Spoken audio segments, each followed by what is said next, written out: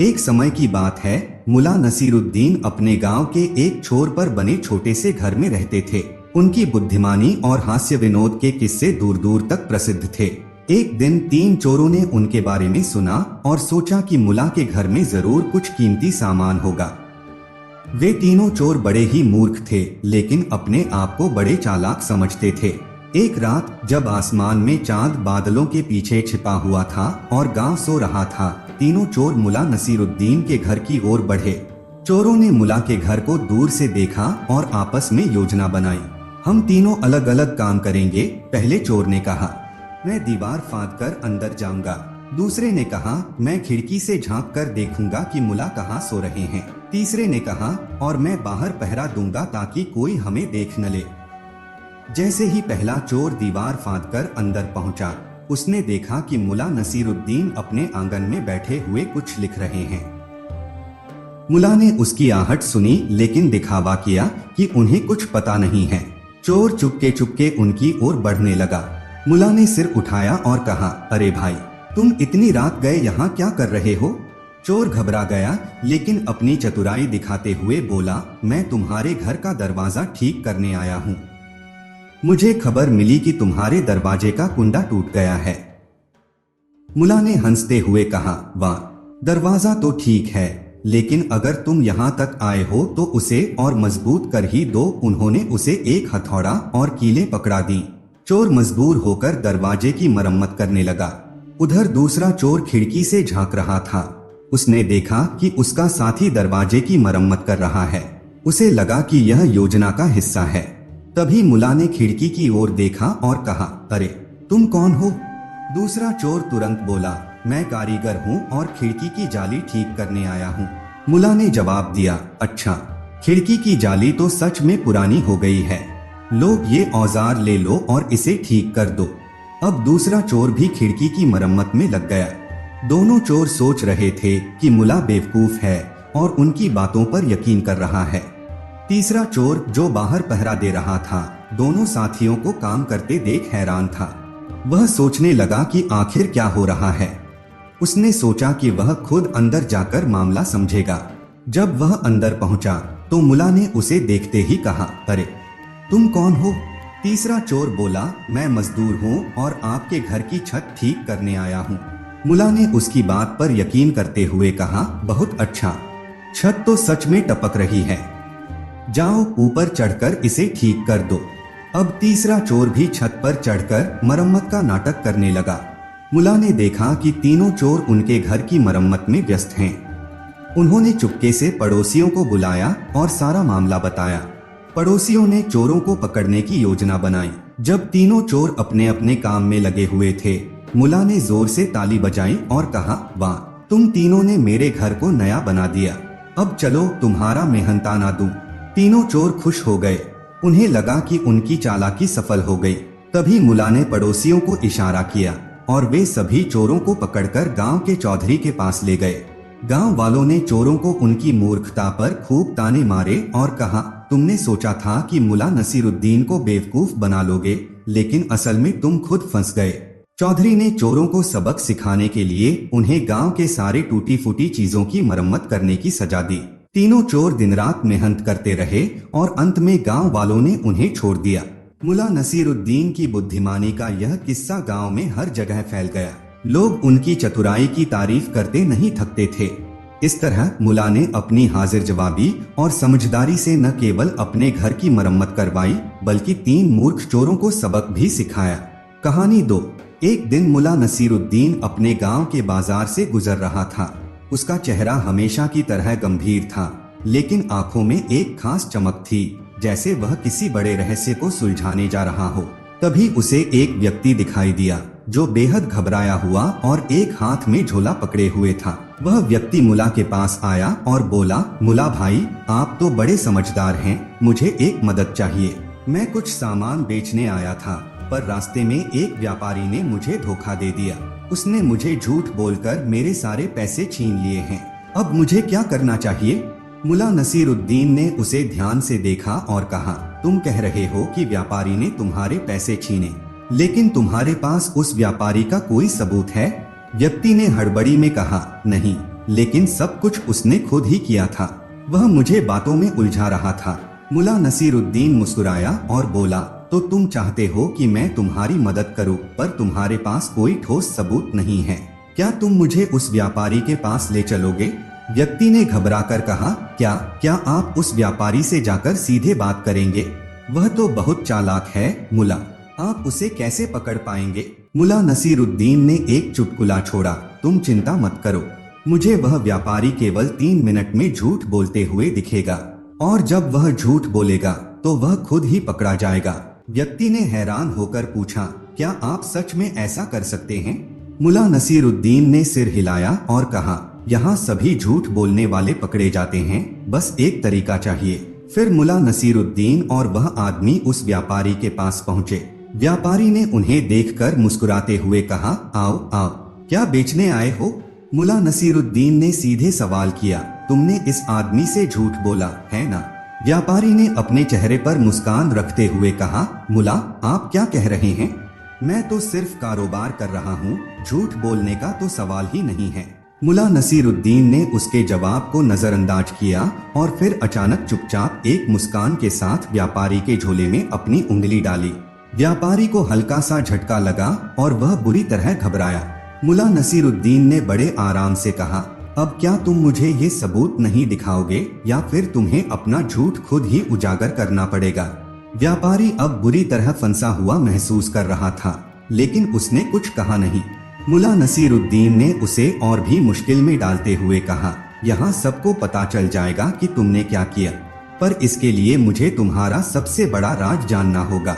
व्यापारी ने घबराहट में कहा, क्या राज मुल्ला? मुल्ला नसीरुद्दीन ने चुपचाप उसकी ओर इशारा किया और कहा, तुम अब जो कहोगे वह तुम्हारा झूठ है या सच्चाई? व्यापारी ने घबराकर जवाब दिया, ठीक है। सच तो यह है कि वह आदमी झूठ बोल रहा था और मैंने केवल। अचानक मुल्ला नसीरुद्दीन ने उसे बीच में ही रोकते हुए कहा, अभी तुम्हारा जवाब पूरा नहीं हुआ है। तुम मुझे बताओ, वह कौन सा राज है जिसे तुम छुपा रहे हो? अब सबकी आंखें व्यापारी पर थीं।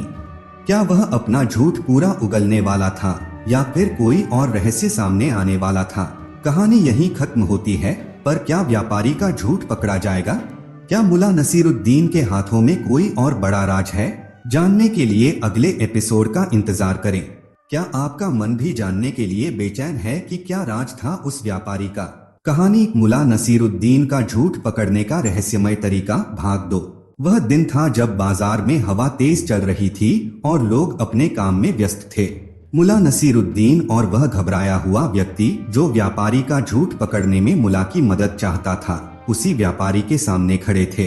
व्यापारी जो अब भी सर्द पसीने में भीगा हुआ था, हाथ जोड़कर कह रहा था, मुल्ला भाई, क्या आप मुझे माफ नहीं करेंगे? मैंने सच में झूठ बोला था, लेकिन वह सब मैं मजबूरी में कर रहा था। मुल्ला नसीरुद्दीन ने उसे गहरी नजरों से देखा और पूछा, क्या तुम जानते हो कि तुम जो कर रहे थे वह केवल तुम्हारा झूठ नहीं था, बल्कि कई और लोगों के साथ भी धोखा हो रहा था? व्यापारी का चेहरा फीका पड़ गया। वह बेमन से सिर हिलाते हुए बोला, हाँ मुल्ला, लेकिन आप जानते हैं, कभी कभी हालात इंसान को ऐसा करने के लिए मजबूर कर देते हैं। मुल्ला ने उसकी बातों को सुनते हुए कहा, यह सही है कि हालात मुश्किल हो सकते हैं, लेकिन झूठ बोलना कोई हल नहीं है। अब मुझे बताओ, तुमने जो सब छुपाया है वह क्या है? व्यापारी ने डरते हुए कहा, वो जो मैंने छुपाया है वह एक बड़ा राज है। मैंने झूठ बोला, लेकिन तुम्हें बताने की हिम्मत नहीं हो रही। मुल्ला नसीरुद्दीन ने एक गहरी सांस ली और फिर धीमे से कहा, तुम्हें क्या लगता है इस गांव में तुम अकेले झूठ बोलते हो? यहाँ हर आदमी अपने तरीके से अपनी कहानी छुपाता है, लेकिन क्या तुम जानते हो कि जब भी कोई सच बोलता है वह झूठ से कहीं ज्यादा शक्तिशाली हो जाता है? व्यापारी ने एक बार फिर से बुरी तरह घबराकर सिर झुका लिया। मुल्ला नसीरुद्दीन का सटीक अंदाजा था कि व्यापारी के पास अभी भी कुछ और राज छुपे हुए थे। तभी उसने एक चाल चली। उसने अपनी बातों को बदलते हुए कहा, ठीक है मुल्ला, अब मुझे अपने गुनाह कबूल करने का समय आ गया है। मुझे उस दिन का पूरा सच बताना चाहिए। मुल्ला नसीरुद्दीन ने एक चुप्पी बनाई और उसके चेहरे की ओर देखा। वह जानता था कि यह झूठ का अंतिम पड़ाव नहीं था, कुछ और छिपा हुआ था। व्यापारी ने फिर कहा, मुझे उस दिन एक शाही आदेश मिला था और मुझे यह करना पड़ा था। मुला नसीरुद्दीन ने चौंकते हुए पूछा, शाही आदेश? क्या तुमने शाही आदेश के नाम पर इतने लोगों को धोखा दिया है? व्यापारी ने हाँ में सिर हिलाया, लेकिन फिर उसकी आंखों में डर और अपराध का मिश्रण देखा गया। वह किसी गहरे राज की ओर इशारा कर रहा था, लेकिन वह अब भी चुप था। मुला नसीरुद्दीन ने एक मुस्कान के साथ कहा, तुम अब भी झूठ बोल रहे हो। तुम्हारे चेहरे की नमी और घबराहट मुझे यह बता रही है कि तुम कुछ और छुपा रहे हो। क्या तुम सोचते हो कि तुम इस बार बच पाओगे?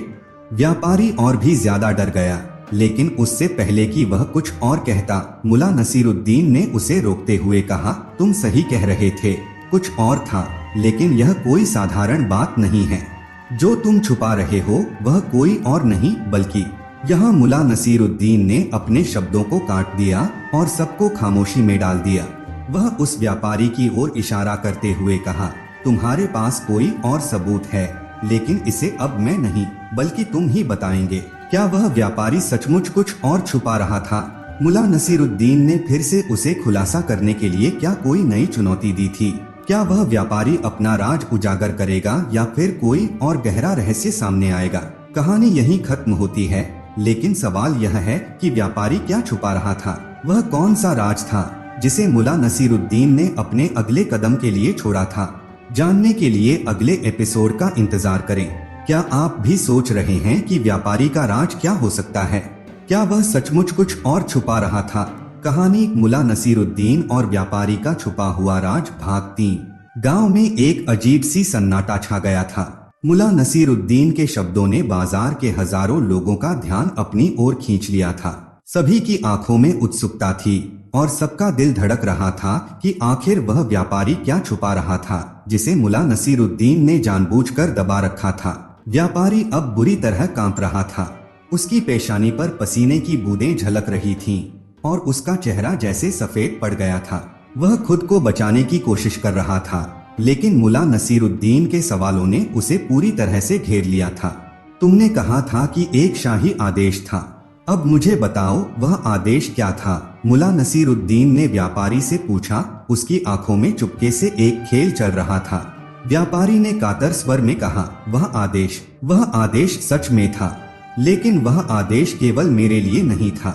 उसे मैं अकेला नहीं निभा सकता था। मुझे उस आदेश को एक और व्यक्ति के पास पहुंचाना था। वह आदेश मेरी जान का खतरा था। मुला, तो तुम्हें किसने वह आदेश दिया था? मुला नसीरुद्दीन ने फिर पूछा, जैसे एक चतुर शिकारी अपने शिकार को फांसने की योजना बना रहा हो। व्यापारी ने कुछ देर चुप रहकर कहा, वह आदेश राजा के महल से आया था, लेकिन वह आदेश मेरे लिए नहीं था मुला। वह दरअसल एक धोखा था। मुला नसीरुद्दीन ने उसकी बातों को गौर से सुना और कहा, क्या मतलब है तुम्हारा? तुम कह रहे हो कि राजा का आदेश एक धोखा था? व्यापारी ने सिर झुकाते हुए कहा, हाँ मुला, वह आदेश मुझे धोखा देने के लिए था। वह असल में मेरे ही खिलाफ एक साजिश थी। सभी लोग अब और भी चौंक गए थे। मुला नसीरुद्दीन ने अपनी आंखें चौड़ी की और व्यापारी से पूछा, क्या तुम यह कह रहे हो कि तुम्हारे खिलाफ साजिश रची गई थी और तुम एक मोहरे की तरह इस्तेमाल हो रहे थे? व्यापारी ने कातरता से सिर झुका लिया। जी हाँ मुला, मैं सिर्फ एक पिटा हुआ मोहरा था। मुझे नहीं पता था कि जो मैं कर रहा हूँ वह खुद मेरी ही तबाही का कारण बनेगा। मुला नसीरुद्दीन ने अपनी आंखों में एक गहरी चिंगारी के साथ कहा, तो तुम्हारे पास अब भी कोई सबूत है? क्या तुम जानते हो कि वह कौन है जिसने तुम्हारे खिलाफ साजिश रची थी? व्यापारी ने धीरे से कहा, मैंने जितना सोचा था उससे कहीं ज्यादा जटिल था वह साजिश। वह दरअसल राजा के दरबार में किसी उच्च पद पर बैठे आदमी ने रची थी। मुला नसीरुद्दीन ने आंखें घुमाई और एक गहरी सांस ली। तो अब तुम्हें यकीन हो गया कि तुम केवल एक खिलौना थे जिसे किसी और के खेल में इस्तेमाल किया गया था। व्यापारी की हालत और भी खराब हो गई थी। वह अब पूरी तरह से टूट चुका था, मगर वह फिर भी कुछ और बताने की हिम्मत नहीं जुटा पा रहा था। उसने सिर झुका लिया और कहा, मुला, अब जो तुम चाहोगे मैं वही करूंगा, बस मुझे बचाओ। मुला नसीरुद्दीन ने उसकी बातों को नजरअंदाज करते हुए कहा, तुम बचने की कोशिश कर रहे हो, लेकिन तुम्हारी कहानी पूरी नहीं हुई। तुम्हारा राज अब भी अधूरा है। वह साजिश पूरी तरह से सामने नहीं आई है। फिर मुला नसीरुद्दीन ने सबको इशारा करते हुए कहा, आज का खेल यहीं खत्म नहीं होगा। तुम सबको जानना होगा कि वह उच्च पद वाला आदमी कौन है और कैसे वह राजा के आदेश का गलत इस्तेमाल कर रहा था। सभी लोग अब और भी ज्यादा हैरान थे। एक नई पहेली सामने आ चुकी थी। क्या वह व्यापारी सचमुच सिर्फ एक मोहरा था? क्या वह उच्च पद वाला आदमी साजिश के पीछे था? और क्या मुला नसीरुद्दीन उस साजिश को उजागर करने में सफल होगा? कहानी यहीं खत्म होती है, लेकिन सवाल यह है कि वह उच्च पद वाला व्यक्ति कौन था? क्या मुला नसीरुद्दीन उसे पकड़ने में सफल होगा? जानने के लिए अगले एपिसोड का इंतजार करें। क्या आप भी अब सोच रहे हैं कि इस साजिश का अंत क्या होगा? क्या मुला नसीरुद्दीन उस छुपे हुए राज को उजागर कर पाएगा? कहानी मुला नसीरुद्दीन और राजा की छुपी साजिश भाग 4। गांव का माहौल और भी गहरा हो चुका था। व्यापारी ने आखिरकार अपना दिल खोल दिया था, लेकिन मुला नसीरुद्दीन की आंखों में अब भी एक सवाल था, क्या वह सचमुच पूरी कहानी जान पाया था या फिर कुछ और राज थे जिन्हें सामने लाना बाकी था। व्यापारी का चेहरा अब भय और घबराहट से भर चुका था। उसकी कातर आवाज में अब भी वही घबराहट थी, मुला, अब आप जानते हैं कि मुझे किसने धोखा दिया। वह शाही आदेश दरअसल मेरी हत्या के लिए था। वह आदमी जो इस सब के पीछे है, वह राजा का नजदीकी मंत्री है। मुला नसीरुद्दीन ने ठंडी सांस ली और धीरे से कहा, तुम्हें किसने बताया कि वह मंत्री है? व्यापारी ने घबराकर कहा, वो मंत्री, वो दरबार में बैठता है, लेकिन उसका दिल हमेशा शुद्ध नहीं होता। राजा ने उसे कभी पहचाना नहीं और वह आदमी हमेशा खुद को निर्दोष दिखाता है। लेकिन मुझे पता है कि वह मुझे खत्म करना चाहता था ताकि उसकी साजिश पूरी हो जाए। मुला नसीरुद्दीन ने ध्यान से उसकी बातें सुनी और फिर एक मुस्कान के साथ कहा, तुम्हारा डर जायज है व्यापारी, लेकिन तुम ठीक कह रहे हो। यह साजिश सिर्फ तुम्हारे खिलाफ नहीं बल्कि पूरे राज्य के खिलाफ है। अब गांव वाले और भी खड़े हो गए थे। उनकी आंखों में सवाल था कि आखिर वह मंत्री कौन था जो इतनी बड़ी साजिश को छुपाए हुए था।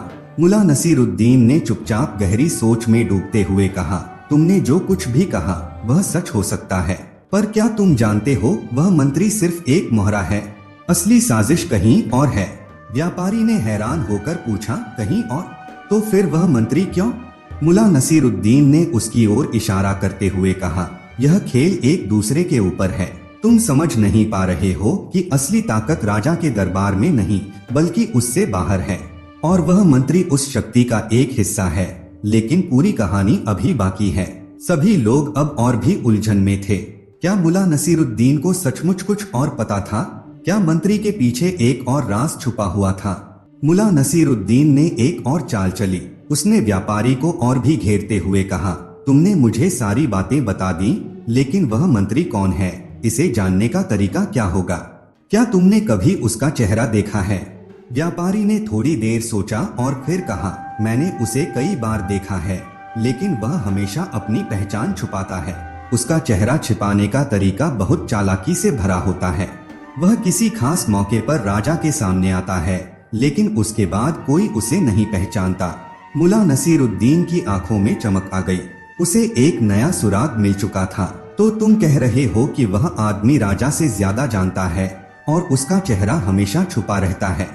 व्यापारी ने सिर झुका लिया। हाँ मुला, मुझे लगता है कि वह मंत्री केवल एक मोहरा है और असली साजिशकर्ता राजा से भी बड़ा आदमी है। मुला नसीरुद्दीन ने गहरी सांस ली और फिर धीरे से कहा, अब तुम्हारा काम खत्म हो चुका है व्यापारी, लेकिन मेरी तलाश तो अभी शुरू हुई है। वह साजिशकर्ता, वह मंत्री और वह छुपा हुआ आदमी, मुझे अब इन्हें खोज निकालना है। लेकिन उससे पहले मुला नसीरुद्दीन ने सबको चुप करा दिया और कहा, क्या तुम सब जानते हो वह असली साजिशकर्ता कौन हो सकता है? क्या वह व्यक्ति राजा के पास बैठा है या कहीं और है? यह राज हमें जल्द ही पता चलने वाला है, लेकिन अभी मुझे कुछ और जानकारी चाहिए। अब सबका ध्यान मुला नसीरुद्दीन पर था। क्या वह असली साजिशकर्ता को ढूंढ निकालेगा? क्या वह मंत्री की भूमिका का पता लगा सकेगा या फिर कोई और रहस्य सामने आएगा? कहानी यहीं खत्म होती है, लेकिन सवाल यह है कि असली साजिशकर्ता कौन है? क्या वह मंत्री सचमुच केवल एक मोहरा था? और क्या मुला नसीरुद्दीन उसे पकड़ पाएगा? जानने के लिए अगले एपिसोड का इंतजार करें। क्या आप भी सोच रहे हैं कि इस साजिश का असली मास्टरमाइंड कौन हो सकता है? क्या मुला नसीरुद्दीन उस छुपे हुए व्यक्ति का पर्दाफाश कर पाएगा? कहानी मुला नसीरुद्दीन और राजा की छुपी साजिश भाग 5 अंतिम भाग। गांव में उस दिन एक अजीब सा सन्नाटा था। लोग अपनी जगह पर खड़े थे और उनकी आंखों में केवल एक ही सवाल था, क्या मुला नसीरुद्दीन उस साजिश को खत्म कर पाएगा? क्या वह मंत्री और उस छुपे हुए आदमी का पर्दाफाश कर सकेगा? मुला नसीरुद्दीन अब पूरी तरह से तैयार था। व्यापारी की मदद से उसने वह सभी जानकारी जुटा ली थी जो उसे चाहिए थी। वह जानता था कि इस साजिश का अंत केवल एक ही जगह हो सकता था, राजा के महल में। मुला नसीरुद्दीन ने व्यापारी से कहा, तुमने मुझे जो कुछ भी बताया वह सही था। अब मुझे तुमसे एक आखिरी सवाल पूछना है। क्या तुमने कभी उस मंत्री को राजा के सामने जाते हुए देखा है? व्यापारी ने सिर झुका लिया और कहा, हाँ मुला, मैंने उसे महल के दरवाजे तक जाते हुए देखा था, लेकिन हमेशा वह छुपकर जाता था, जैसे किसी से डरते हुए। मुला नसीरुद्दीन ने अपनी आंखों में एक नई चमक महसूस की। तुमने सही कहा, वह डरता है, लेकिन जो डरता है वही सबसे बड़ा खलनायक बन सकता है। अब मुला नसीरुद्दीन ने सभी गांव वालों को इकट्ठा किया और उनके सामने यह सब रखा।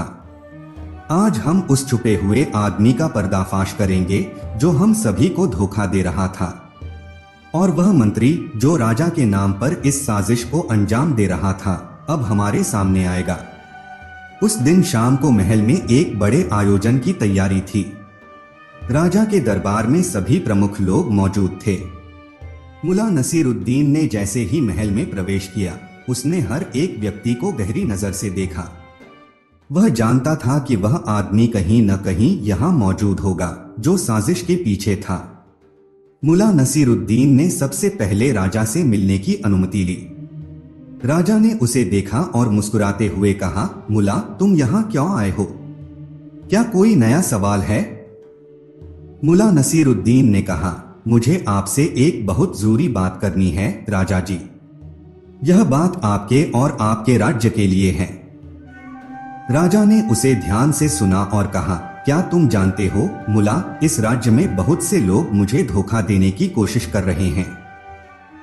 मुला नसीरुद्दीन ने राजा को चुप कराया और कहा, राजा जी, सच्चाई सामने है। वह मंत्री जो हमेशा आपको आदर दिखाता है वही आपके खिलाफ साजिश कर रहा था। राजा ने हैरान होकर पूछा, क्या तुम सच कह रहे हो मुला? मुला नसीरुद्दीन ने घबराए हुए व्यापारी की ओर इशारा किया और कहा, यह आदमी जो अब तक चुप था वह भी इस साजिश का हिस्सा था, लेकिन असली साजिशकर्ता वह मंत्री है जो हमेशा राजा के दरबार में बैठता है। राजा के चेहरे पर घबराहट फैल गई और उसने मंत्री की ओर देखा जो उसकी आंखों में डर महसूस कर रहा था। मुला नसीरुद्दीन ने फिर कहा, यह आदमी सच्चाई नहीं जानता, लेकिन उसे अब सब कुछ जानना होगा। मंत्री की आंखों में अब डर साफ था। उसकी घबराहट और बेचैनी ने सब कुछ बता दिया। राजा ने उसे पकड़ने का आदेश दिया। वह मंत्री और उसके साथियों को गिरफ्तार कर लिया गया। राजा ने मुला नसीरुद्दीन का धन्यवाद किया। मुला, तुम्हारी सूझबूझ और चतुराई ने हमें बचा लिया। तुम सच में एक महान इंसान हो। मुला नसीरुद्दीन ने एक मुस्कान के साथ कहा, राजा जी, सच्चाई कभी छुप नहीं सकती और झूठ के साथ हमेशा डर और घबराहट होती है। वह जो झूठ बोलता है वह खुद ही पकड़ लिया जाता है। कहानी यहीं खत्म होती है, लेकिन इसने हमें यह सिखाया कि सच्चाई हमेशा सामने आती है, चाहे जितनी भी साजिशें क्यों न हो। मुला नसीरुद्दीन की सूझबूझ और दिलेरी ने गांव और राज्य को बचाया। क्या आप भी यही मानते हैं कि सच्चाई अंत में जीतती है? कहानी 3। गांव के सबसे अमीर सेठ का नाम था सेठ धनपाल, पर जितना अमीर उतना ही कंजूस। धनपाल की एक आदत थी, किसी को दावत पर बुलाते तो पूरी थाली सजाते, लेकिन खाना इतना कम परोसते कि भूखा व्यक्ति पेट पकड़कर रोने लगे। एक दिन सेठ ने मुल्ला नसीरुद्दीन को अपने घर दावत पर बुलाया। मुल्ला को लगा कि चलो आज सेठ के यहाँ कुछ अच्छा खाने को मिलेगा। जैसे ही मुल्ला पहुंचा, सेठ ने बड़ी गर्मजोशी से स्वागत किया और बोला, मुल्ला भाई, आज मेरे घर के खास पकवानों का आनंद लीजिए। मुल्ला को परोसी गई थाली देखकर लगा कि यह कोई मजाक है। थाली तो बड़ी थी, लेकिन उसमें सिर्फ एक चुटकी चावल, एक चमचा दाल और एक छोटी रोटी थी। मुल्ला ने सेठ की ओर देखा और मुस्कुराकर बोला, वाह सेठ जी, क्या दिल खोलकर स्वागत कर रहे हैं। सेठ हंसते हुए बोला, मुल्ला, हम कम खाते हैं पर मन से खिलाते हैं। मुल्ला ने कुछ नहीं कहा, लेकिन उसके दिमाग में एक योजना बनने लगी। दूसरे दिन मुल्ला ने सेठ को अपने घर दावत पर बुलाया। सेठ सोचने लगा कि मुल्ला तो गरीब है, देखना चाहिए कि यह कितनी बड़ी दावत देता है। सेठ ने खुशी खुशी निमंत्रण स्वीकार कर लिया। मुल्ला ने अपने आंगन में एक बड़ी दावत का इंतजाम किया। चारों ओर खुशबू फैल रही थी। सेठ धनपाल ने अंदर झांका तो देखा कि मिट्टी के घड़े रखे हुए हैं और उनके ऊपर बड़े बड़े ढक्कन हैं। सेठ की भूख और बढ़ गई। मुल्ला ने उसे खाने के लिए आमंत्रित किया। जैसे ही सेठ ने घड़े का ढक्कन हटाया, उसकी आंखें फटी की फटी रह गईं। घड़े में केवल पानी भरा था और उसके ऊपर एक तैरता हुआ कच्चा चावल।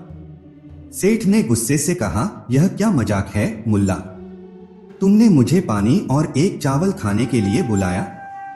मुल्ला ने हंसते हुए जवाब दिया, सेठ जी, मैं तो आपकी ही तरह मन से खिलाना सीख रहा हूं।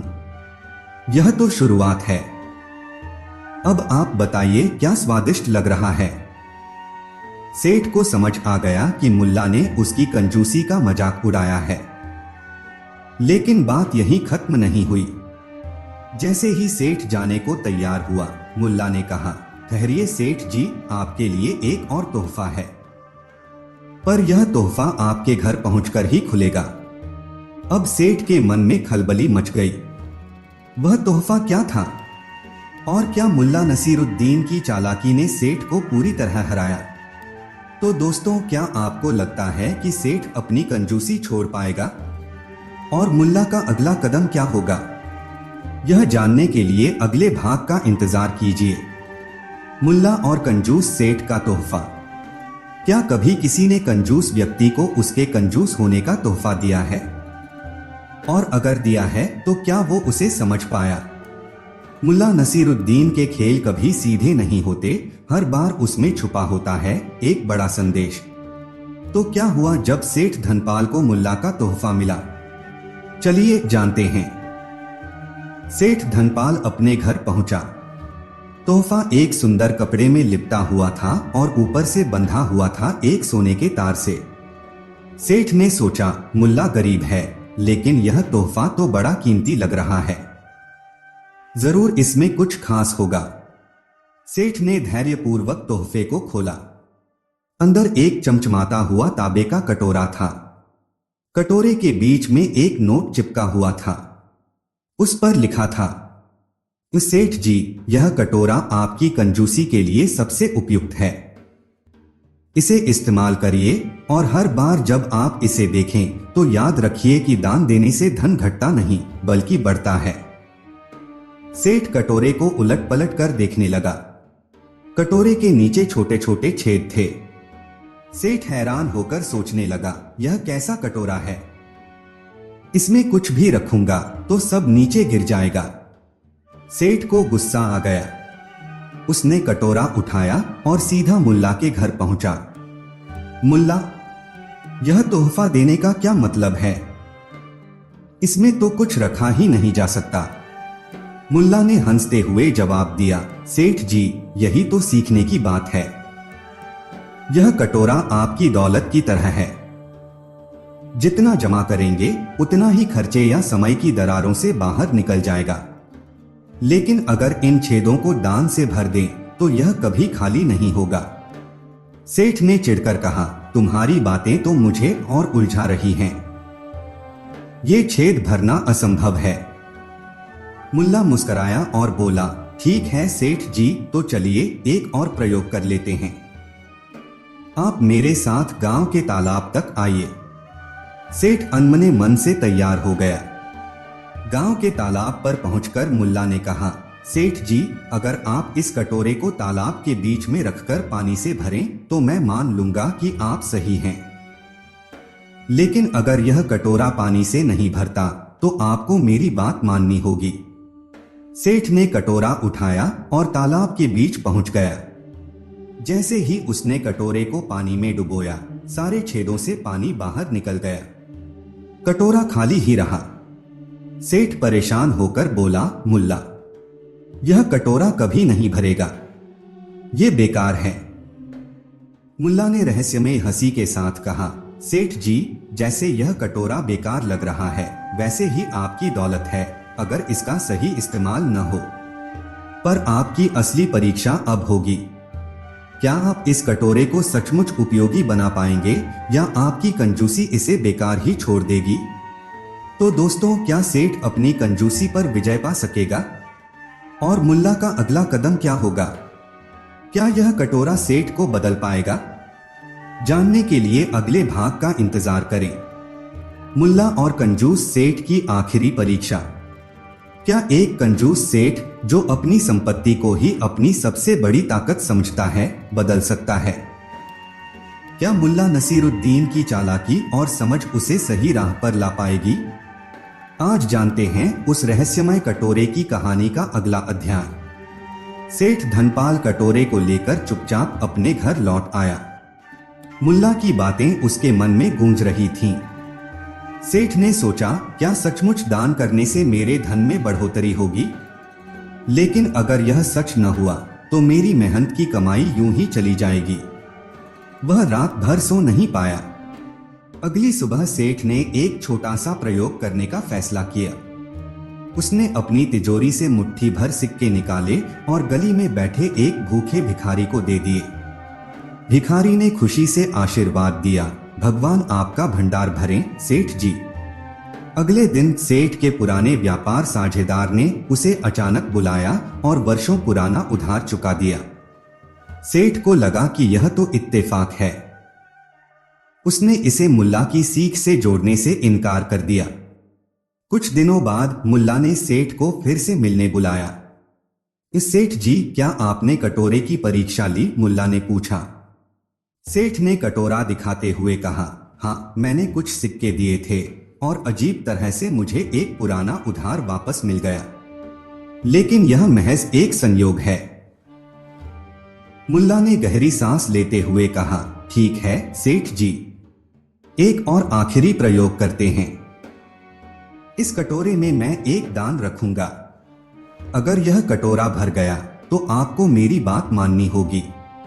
सेठ ने सहमति दी। मुल्ला ने कटोरे में एक छोटा सा सिक्का रखा और उसे गांव के चौराहे पर रखने का आदेश दिया। साथ में एक पट्टी लिख दी, दान कीजिए और देखिए यह कटोरा कैसे भरता है। गांव वालों की नजर कटोरे पर पड़ी। हर किसी ने उसमें कुछ न कुछ डाला। कुछ ने सिक्के दिए तो कुछ ने अनाज। धीरे धीरे कटोरा भरने लगा। सेठ धनपाल चौंक कर देख रहा था। कटोरे के छेद गायब हो गए थे और यह पूरी तरह भर चुका था। सेठ ने गुस्से में पूछा, मुल्ला, यह क्या जादू है? छेद कहाँ गए? मुल्ला ने हंसते हुए कहा, सेठ जी, यह जादू नहीं, आपकी समझ की परीक्षा थी। जब कटोरे में सिर्फ स्वार्थ रखा जाता है तो छेद बने रहते हैं, लेकिन जैसे ही इसमें दूसरों का भला करने का भाव आता है, ये छेद अपने आप बंद हो जाते हैं। सेठ शर्मिंदा हुआ। उसने कटोरा उठाया और गांव के सभी गरीबों में अपने खजाने का एक हिस्सा बांटने का वादा किया। लेकिन जैसे ही सेठ ने यह फैसला लिया, मुल्ला के चेहरे पर एक रहस्यमय मुस्कान आ गई। वह धीरे से बोला, लेकिन सेठ जी, क्या आप वाकई बदल गए हैं या यह सब दिखावा है? असली परीक्षा तो अभी बाकी है। तो दोस्तों, क्या सेठ अपनी कंजूसी को हमेशा के लिए छोड़ पाएगा? और मुल्ला की अगली परीक्षा क्या होगी? जानने के लिए अगले भाग का इंतजार कीजिए। मुल्ला और कंजूस सेठ का आखिरी फैसला। क्या एक कंजूस सेठ जिसने अपने जीवन भर का धन जमा किया है, वाकई बदल सकता है? मुल्ला नसीरुद्दीन के खेल ने उसे क्या सिखाया? और आखिरकार मुल्ला ने उसे क्या शिक्षा दी? चलिए जानते हैं इस कहानी का अंत। सेठ धनपाल ने मुल्ला की बातें गंभीरता से सोचना शुरू किया। वह कई दिनों तक अपनी तिजोरी और धन को देखते हुए यही सवाल खुद से करता रहा, क्या असल सुख धन में है या इसे बांटने में?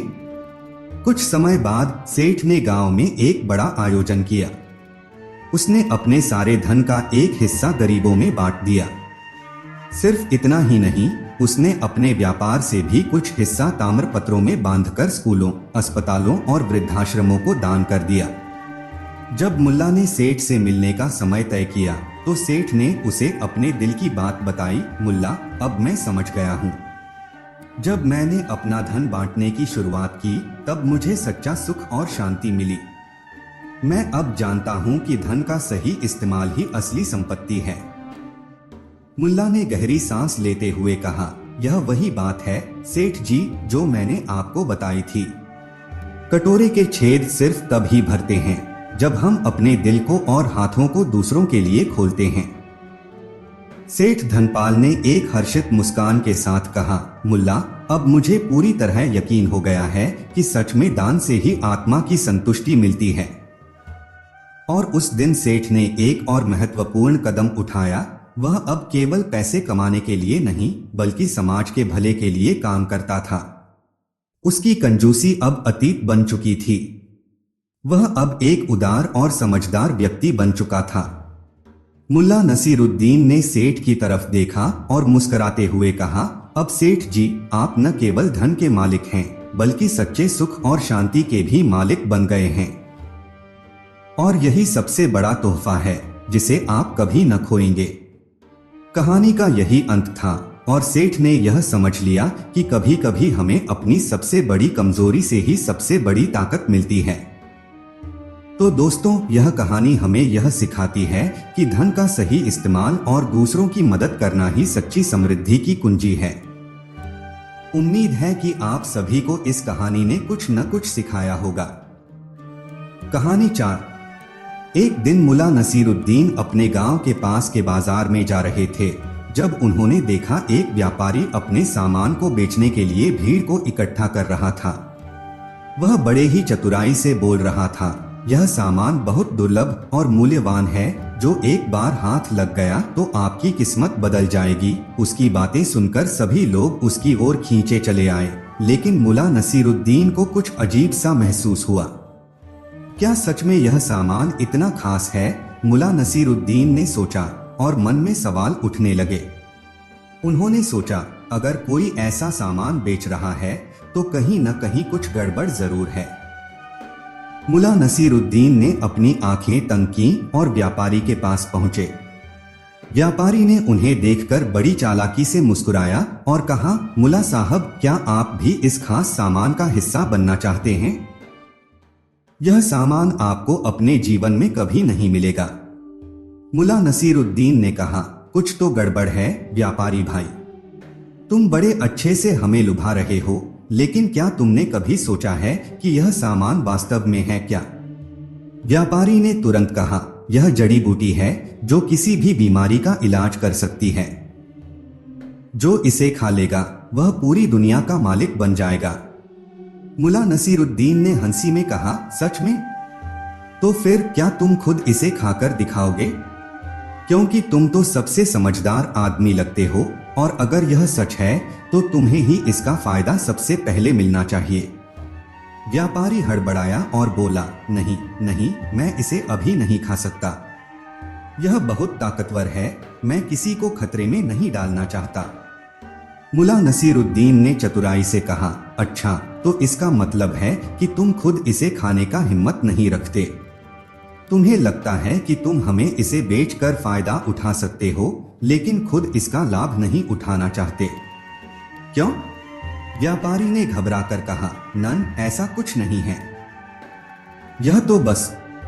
तभी मुल्ला नसीरुद्दीन ने उसकी बैग से एक छोटा सा पैकेट निकाला और खोलकर उसमें से वही जड़ी बूटी का एक टुकड़ा निकालकर देखा। मुस्कुराते हुए उन्होंने कहा, देखो, यह वही चीज है जो तुम बेच रहे हो, लेकिन तुमसे कुछ अलग है। यह एक साधारण मिट्टी का टुकड़ा है। तुम तो हमें मूर्ख बना रहे थे व्यापारी भाई। लेकिन इससे पहले कि व्यापारी कुछ और बोल पाता, मुल्ला नसीरुद्दीन ने उसे फिर से एक सवाल किया। अब बताओ, तुम्हारी चतुराई का क्या होगा जब तुम्हें यह भी नहीं पता कि तुम किससे जरा भी अच्छा नहीं कर रहे हो। व्यापारी ने चुपचाप अपना मुंह दबा लिया और हड़बड़ाकर वहां से भाग खड़ा हुआ। लेकिन मुल्ला नसीरुद्दीन की आंखों में एक और सवाल था। क्या इस व्यापारी की चालाकी का पर्दा बस इतना ही था? मुल्ला नसीरुद्दीन ने मन ही मन सोचा। या फिर इसने कुछ और बड़ा राज छिपा रखा है जिसका पर्दाफाश अभी होना बाकी है? यह सवाल खड़ा होता है, क्या मुल्ला नसीरुद्दीन की यह जीत एक नई शुरुआत है या यह केवल एक छलावा था? अगले भाग में जानिए कहानी मुल्ला नसीरुद्दीन का व्यापारी की चालाकी का पर्दाफाश करना, भाग 2। वह दिन कुछ अजीब सा था। मुल्ला नसीरुद्दीन ने उस व्यापारी को खदेड़ दिया था, लेकिन उसके मन में एक सवाल बार बार घूम रहा था। क्या उसने सच में सिर्फ हमें बेवकूफ बनाने की कोशिश की या इसके पीछे कुछ और है? इस सवाल का जवाब अब उसे खोजने की जरूरत थी। एक हफ्ते बाद मुल्ला नसीरुद्दीन अपने घर के बाहर बैठकर चाय पी रहे थे। तभी एक नौकर ने दौड़ते हुए आकर कहा, मुल्ला साहब, एक व्यापारी आया है जो आपको बहुत जरूरी बात बताने के लिए बुला रहा है। व्यापारी? मुल्ला नसीरुद्दीन ने थोड़ा चौंकते हुए कहा। क्या वही व्यापारी जो जड़ी बूटी बेचने आया था? नौकर ने सिर हिलाया और कहा, जी हाँ, वही। मुल्ला नसीरुद्दीन तुरंत उठे और व्यापारी के पास गए। व्यापारी को देखते ही उन्होंने तंज करते हुए कहा, तो व्यापारी साहब, फिर से किसी नई चाल की तलाश है? व्यापारी ने सिर झुकाकर कहा, नहीं मुल्ला साहब, मैं अपनी गलती स्वीकारता हूँ, लेकिन आज मैं एक और सच्चाई आपके सामने लाना चाहता हूँ जो शायद आपको चौंका दे। मुल्ला नसीरुद्दीन ने उसकी आंखों में झांका और कहा, सच्चाई? क्या सच में तुम कोई सच्चाई बताने आए हो या फिर कुछ और ही है? व्यापारी ने झिझकते हुए कहा, वह जड़ी बूटी नहीं, असल में एक खास पेड़ की लकड़ी है। यह लकड़ी एक शक्तिशाली राजा के महल से चोरी की गई थी और उस पेड़ की लकड़ी में एक ऐसा मंत्र छिपा है जिसे अगर सही समय पर पढ़ा जाए तो दुनिया की सबसे बड़ी शक्ति का आभास हो सकता है। लेकिन यह भी सच है कि जिस किसी ने उस मंत्र को पढ़ने की कोशिश की वह बर्बाद हो गया। मुल्ला नसीरुद्दीन ने ध्यान से उसकी बात सुनी और फिर पूछा, तो तुम्हें क्या लगता है मैं तुम्हारी बातों पर विश्वास करूंगा? क्या तुम मुझे डराने की कोशिश कर रहे हो? व्यापारी ने हिम्मत जुटाकर कहा, नहीं मुल्ला साहब, मैं आपको डराने के लिए नहीं बल्कि एक मदद के लिए आया हूं। मुझे डर है कि इस लकड़ी को फिर से कोई गलत हाथों में न चला जाए। अगर वह मंत्र सच में काम करता है तो इसके परिणाम बहुत भयानक हो सकते हैं। मुल्ला नसीरुद्दीन मुस्कुराए और बोले, क्या तुम सच में समझते हो कि मुझे कोई डर लगेगा? तुम्हारी बातों में क्या सच्चाई है और क्या झूठ, यह मैं अच्छे से जानता हूं। लेकिन फिर भी मैं तुमसे एक सवाल पूछना चाहता हूं। व्यापारी ने कहा, क्या सवाल? मुल्ला नसीरुद्दीन ने उसकी आंखों में घूरते हुए कहा, अगर वह लकड़ी इतनी ताकतवर है तो तुम उसे बेच क्यों रहे थे? क्या तुमने कभी सोचा है कि असली समस्या कहीं और हो सकती है?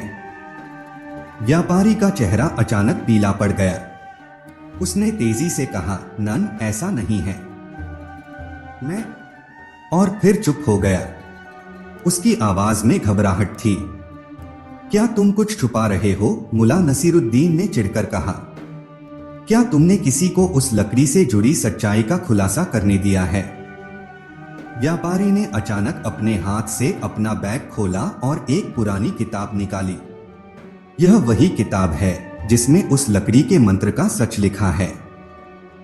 लेकिन इस किताब को पढ़ने के बाद बहुत कम लोग बच पाए हैं। मुल्ला नसीरुद्दीन ने किताब को ध्यान से देखा, फिर एक गहरी सांस ली। तो यह सच है।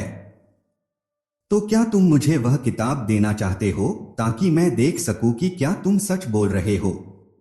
व्यापारी ने धीरे धीरे किताब मुल्ला नसीरुद्दीन के हाथ में रख दी और कहा, यह किताब सिर्फ आपके पास रहनी चाहिए। जो कोई भी इसे पढ़ेगा उसे एक बड़ी चुनौती का सामना करना पड़ेगा। मुला नसीरुद्दीन ने किताब खोली और उस पर लिखे मंत्र को पढ़ने लगे। जैसे ही उन्होंने मंत्र पढ़ा, अचानक से कमरे का माहौल बदल गया। हवा रुक गई और अजीब सी गूंजने वाली आवाजें आने लगी। मुला नसीरुद्दीन चौंकते हुए किताब से बाहर झांकने लगे। तभी अचानक उन्होंने महसूस किया कि व्यापारी कहीं गायब हो चुका था और उनकी आंखों के सामने एक रहस्यमय चेहरा उभरने लगा था। क्या यह सच में उस किताब का प्रभाव था? मुला नसीरुद्दीन ने सोचा और फिर किताब को जोर से बंद कर दिया। लेकिन एक सवाल अभी भी उनके मन में था, क्या यह सिर्फ शुरुआत थी? क्या वह रहस्यमय चेहरा एक नया खतरा था? और क्या इस किताब से जुड़ी और भी अंधेरी बातें छुपी हुई थीं?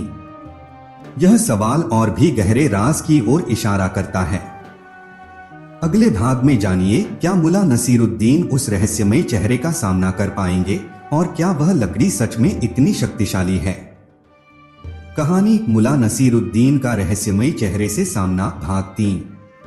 मुला नसीरुद्दीन ने किताब को जोर से बंद किया, लेकिन उनके मन में जिज्ञासा की एक लहर उठ रही थी।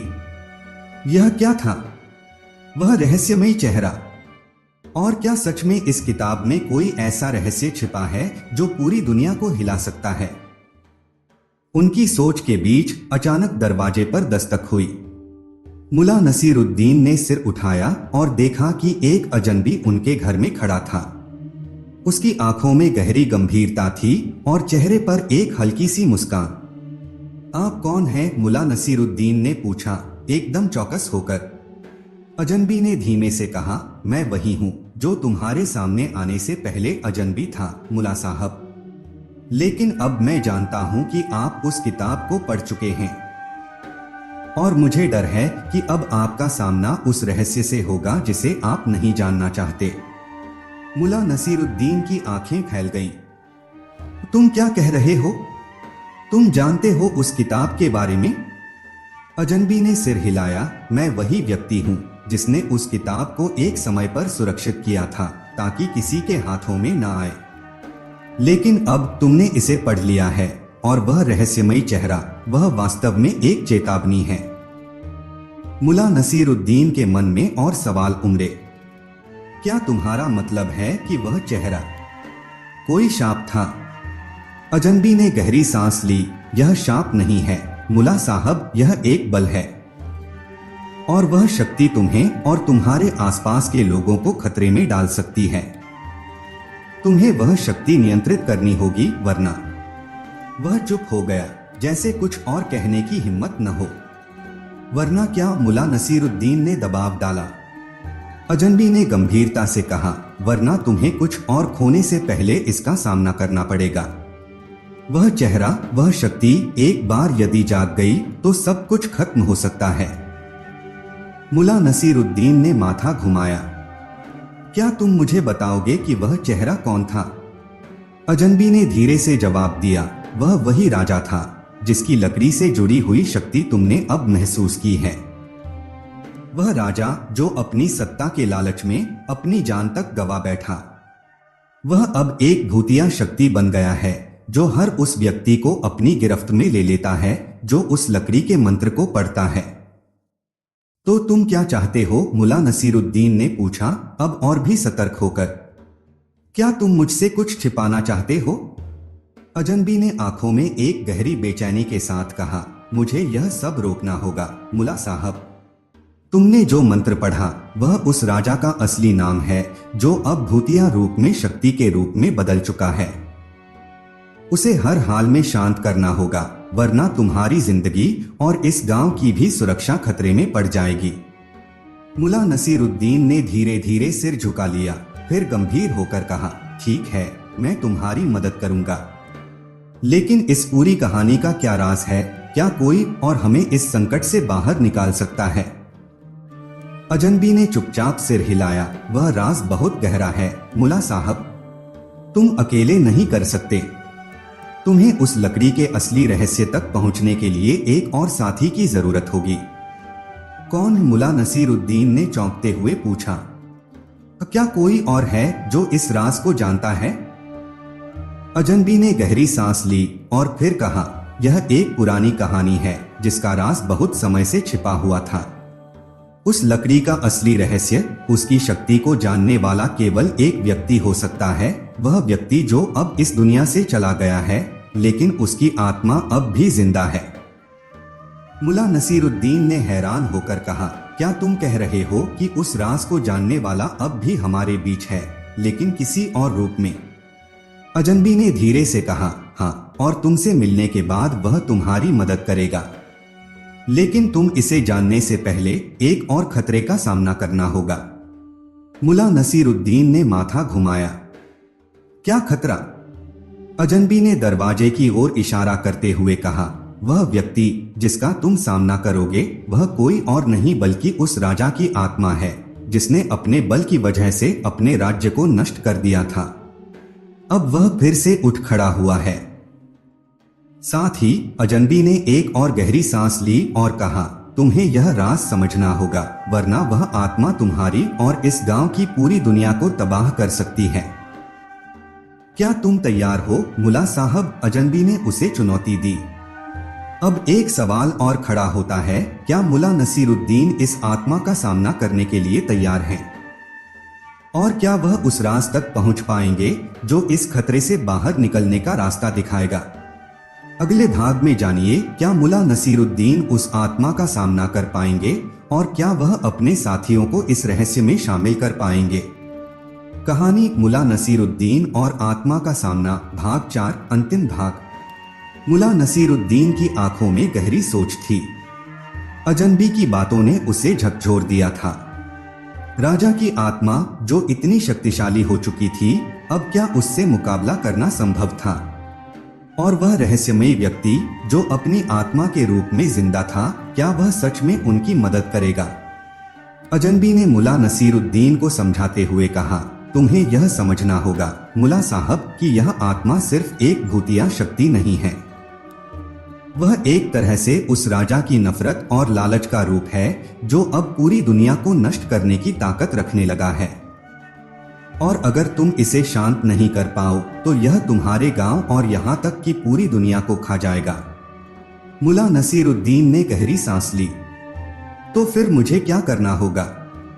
अजनबी ने कहा, तुम्हें उस आत्मा को ताजे पानी में स्नान कराना होगा, क्योंकि वही एकमात्र तरीका है जिससे उसकी शक्तियों को नष्ट किया जा सकता है। और हाँ, तुम्हें उस लकड़ी को भी पानी में डालना होगा, क्योंकि वह लकड़ी उसी आत्मा की शक्तियों को अवशोषित कर रही है। मुल्ला नसीरुद्दीन ने तुरंत समझ लिया कि अगर वह आत्मा और लकड़ी का मुकाबला करना चाहते थे तो उन्हें कुछ खास कदम उठाने होंगे। उन्होंने एक टोकरी में ताजे पानी को भरा और लकड़ी को उसमें डालने के लिए तैयार हो गए। साथ ही वह अजनबी के साथ उस स्थान पर गए जहां वह रहस्यमयी आत्मा पहले दिखाई दी थी। स्थान पर पहुंचते ही मुल्ला नसीरुद्दीन ने देखा कि हवा हल्की सी बदलने लगी और अचानक से उस स्थान पर अंधेरा छा गया। एक घनी धुआं सी उठने लगी और वही रहस्यमयी चेहरा सामने आ खड़ा हुआ जिसमें राजा की झलक थी। उसकी आंखों में क्रोध और लालच की आग जल रही थी। मुल्ला नसीरुद्दीन ने डर को दूर करते हुए कहा, तुम्हारी शक्ति अब समाप्त होने वाली है राजा। तुम्हें अपनी नफरत और लालच को छोड़कर शांति की ओर बढ़ना होगा। राजा की आत्मा गर्जना करते हुए बोली, तुम मुझे नहीं हरा सकते मुल्ला नसीरुद्दीन। मैं अब एक शक्ति हूँ जिसे कोई रोक नहीं सकता। मुल्ला नसीरुद्दीन ने बिना घबराए टोकरी से लकड़ी को पानी में डाला और धीरे धीरे मंत्र पढ़ने लगे। जैसे ही वह मंत्र पढ़ते गए, पानी का रंग बदलने लगा और धीरे धीरे उस आत्मा का रूप धुंधला पड़ने लगा। राजा की आत्मा चीखते हुए सामने आई, तुम मुझे खत्म नहीं कर सकते। लेकिन मुल्ला नसीरुद्दीन ने ठान लिया था कि वह उसे शांत करके ही रहेंगे। उन्होंने अपनी आवाज को और दृढ़ करते हुए कहा, यह वही समय है जब तुम्हारी शक्ति समाप्त होगी। तुम अब अपनी नफरत से मुक्त होकर शांति की ओर बढ़ोगे। संगीन जादू की शक्ति से राजा की आत्मा धीरे धीरे शांत होती गई। पानी में डालने से उसकी शक्ति कमजोर हो गई और अंत में वह आत्मा पूरी तरह से नष्ट हो गई। राजा का चेहरा पूरी तरह से गायब हो गया और केवल हल्की सी धुंध बाकी रह गई। अजनबी ने देखा और कहा, तुमने यह कर दिखाया मुला साहब। अब वह आत्मा शांति पा चुकी है और उस लकड़ी का जादू भी समाप्त हो चुका है। मुला नसीरुद्दीन ने राहत की सांस ली और कहा, लेकिन यह सब तुम्हारी मदद के बिना संभव नहीं होता। तुमने मुझे वह रास्ता दिखाया जिस पर चलकर मैंने यह कदम उठाया। अजनबी मुस्कुराते हुए बोला, यह सब तुम्हारी समझ और साहस की वजह से हुआ। अब वह राज और वह शक्ति खत्म हो चुकी है। तुम्हारी जिज्ञासा और साहस ने न सिर्फ तुम्हें बल्कि पूरे गांव को बचाया है। मुला नसीरुद्दीन ने फिर गहरी सांस ली और महसूस किया कि कभी कभी सच्चाई का सामना करना ही सबसे बड़ा साहस होता है। उसने अपने जीवन की सबसे बड़ी चुनौती को पार कर लिया था और अब उसे यह समझ में आया कि डर के बजाय समझ और साहस से हर समस्या का समाधान निकल सकता है। कहानी का अंत तो यह थी मुला नसीरुद्दीन की साहसिक यात्रा, जहां उन्होंने न केवल एक रहस्यमय शक्ति से मुकाबला किया बल्कि यह भी साबित किया कि सच्चाई और समझ से बड़ी कोई ताकत नहीं होती।